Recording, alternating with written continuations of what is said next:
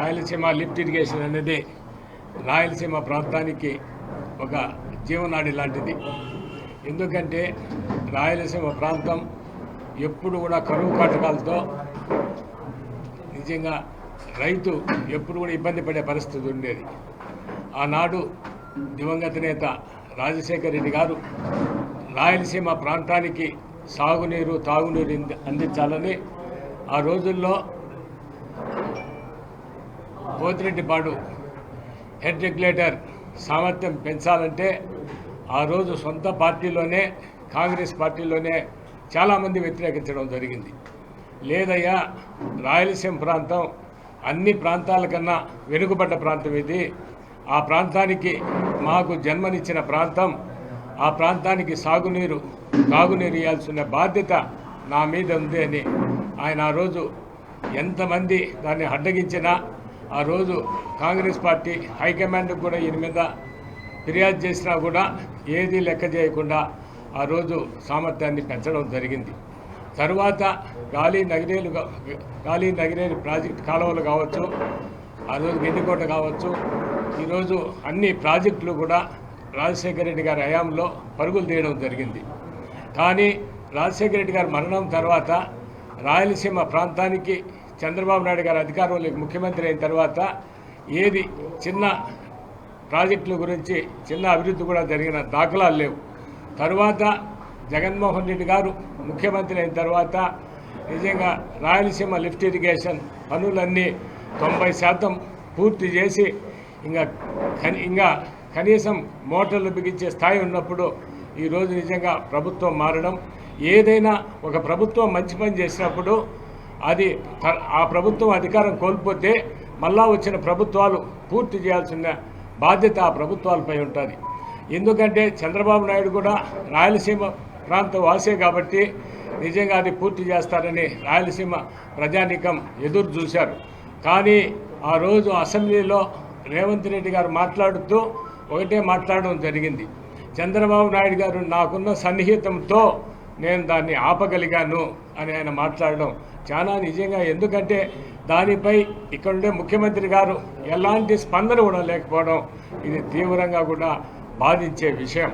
నిజంగా ఈరోజు వైఎస్ఆర్ కాంగ్రెస్ పార్టీ సారథ్యంలో రాయలసీమ ఎత్తిపోతల పథకాన్ని దాన్ని పూర్తి చేయాలని ఒక ఉద్యమం ప్రారంభించడం జరిగింది. ఈరోజు నిజంగా మొన్న పోతిరెడ్డిపాడు దగ్గర బహిరంగ సభ, రాయలసీమ ప్రాంతంలో బహిరంగ సభ కావచ్చు, రాయలసీమ ప్రాంత వాసులతో పాటు నెల్లూరు జిల్లా వారు, ఒంగోలు జిల్లా వారు కూడా వెంటనే దీన్ని పూర్తి చేయాలని ఈ ఉద్యమాన్ని మొదలుపెట్టడం జరిగింది. ఈ ఉద్యమం ఇంతటితో ఆగదు. ఈ ఉద్యమం మా నియోజకవర్గ స్థాయి, మండల స్థాయి, గ్రామీణ ప్రాంతం వరకు కూడా తీసుకుపోయి ఈ ఉద్యమాన్ని ఉధృతం చేయడం జరుగుతుంది. తప్పకుండా ఈ ప్రభుత్వం చేస్తే లేని పక్షంలో నిజంగా రేపు రాబో రోజుల్లో ఈ రాష్ట్రంలో వైఎస్ఆర్ కాంగ్రెస్ పార్టీ ప్రభుత్వం ఏర్పడడం తథ్యం. తప్పకుండా ఆ రోజైనా ఈ రాయలసీమ లిఫ్ట్ ఇరిగేషన్ పూర్తి చేయడం జరుగుతుందని కూడా మీ అందరికీ తెలియజేస్తున్నాం. ఈరోజు పక్క రాష్ట్రాల వారు ఏ అనుమతి లేకున్నా ఈరోజు ప్రాజెక్టులన్నీ, ఈరోజు ఆల్మట్టి కావచ్చు, ప్రాజెక్టులన్నీ వాళ్ళు మొదలు పెట్టడం జరిగింది.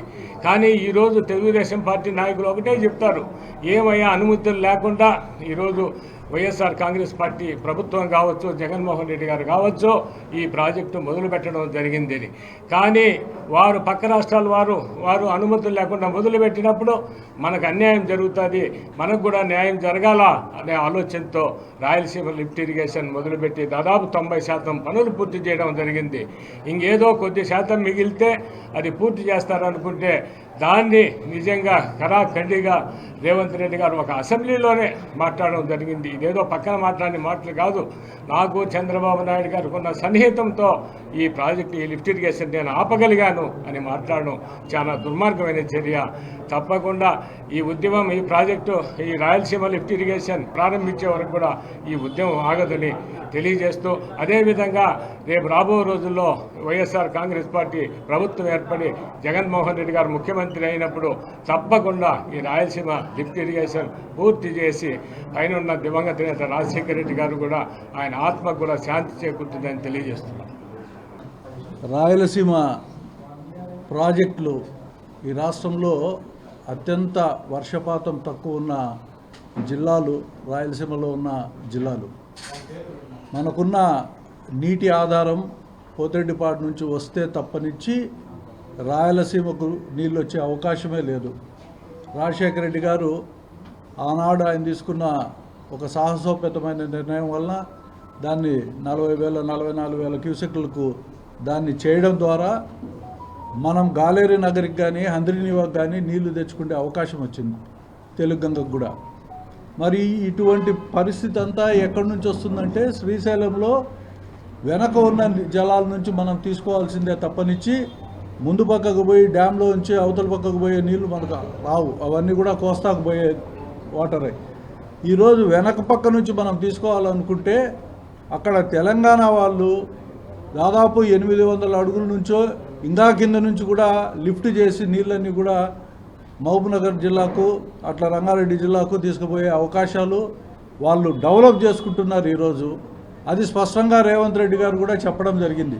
అంటే రాయలసీమలో ఈ lift irrigation project Jaganmohan Reddy గారు రూపొందించిన ఈ లిఫ్ట్ ఇరిగేషన్ ప్రాజెక్టు వలన నీటిని ఏవైతే త్వరితగతిన మనకున్న సీజన్లోనే మనం ఆ నీటిని లిఫ్ట్ చేసుకోవాలి. కాబట్టి ఎందుకంటే ఆ నీరు అక్కడ ఆ సీజన్లో తప్పనించి మిగతా సీజన్లో మనం తీసుకునే అవకాశం కూడా లేదు అక్కడ. అందుకని సీజన్లోనే ఎప్పుడుంటే అప్పుడు ఎప్పుడైతే బాగా వరద టైంలోనే మనం వీలైనంత వరకు నీళ్లు తీసుకునే అవకాశం ఉంటుంది. కాబట్టి ఈ లిఫ్ట్ ఇరిగేషన్ ప్రాజెక్టును డిజైన్ చేయడం జరిగింది. ఈరోజు చంద్రబాబు నాయుడు గారు అధికారంలోకి వచ్చిన తర్వాత ఆయన ఏ ఉద్దేశం ఆయనకు కలిగిందో మనకు తెలియదు. కానీ ఎందుకంటే రాష్ట్రంలో గడచిన ఆయన ముఖ్యమంత్రిగా ఉన్న అంతకుముందు 14 సంవత్సరాలు కానీ ఇప్పుడున్న 2 సంవత్సరాల్లో కానీ ఇరిగేషన్ ప్రాజెక్టుల మీద ఆయనకు పెద్దగా ఇష్టం ఉండదు. జనరల్గా ఆయనకి ఏందుంటుందంటే పబ్లిసిటీ చేసుకోవడం, ఆ తర్వాత ఏమీ దాన్ని సఫలీకృతం చేయకుండా వదిలిపెట్టే కార్యక్రమం తప్పనిచ్చి చంద్రబాబు నాయుడు గారు ఏ రోజు ఇరిగేషన్ ప్రాజెక్టుల మీద శ్రద్ధ లేదు, సక్సెస్ కూడా చేయలేకపోయినాడు ఇంతవరకు. ఈరోజు కూడా రాయలసీమ లిఫ్ట్ ఇరిగేషన్లో నీటిని మనం తీసుకోవాల్సిన బాధ్యత. ఎందుకంటే కుప్పానికి నీళ్లు పోవాలన్నా కూడా హంద్రీనీవా నుంచి పోవాల్సిందే, అక్కడికి నీళ్లు తీసుకుపోవాల్సిందే కూడా లిఫ్ట్ చేసుకోవాల్సిందే.